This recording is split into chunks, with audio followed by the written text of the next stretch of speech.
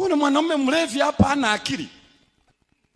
Anakununulia vimini, bikins, nguo za chumbani kwake anataka uvae sebuleni na uvae kanisani, uvae sokoni na uvae sijui wapi. Ujue huyo mwanamume hana akili. Baki na Mungu. Unajua hivi ndivyo Mungu anapenda.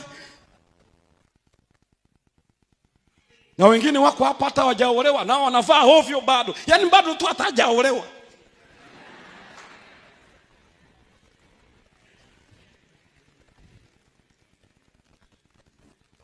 Kila kitu kinakokuja kwenye mwili lazima kihusike na mambo mawili, kina protect na kina stiri mwili.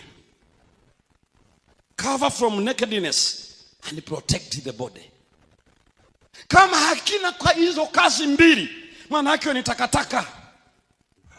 Vinginevyo niambie umevaa saa kwa sababu ya time inakuonyesha.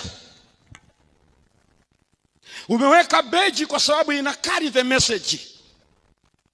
Hii ni public campus ministry. Ina carry message. Ni sawa